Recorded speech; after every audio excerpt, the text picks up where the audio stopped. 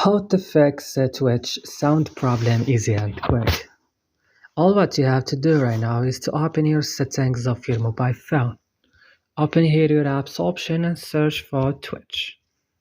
Open Twitch, come directly to your storage, click clear cache and then back. Click here for stop and click now OK. Now go to Play Store or App Store. Update your Twitch on the last version. And what you have to do then, restart your phone. So that's all.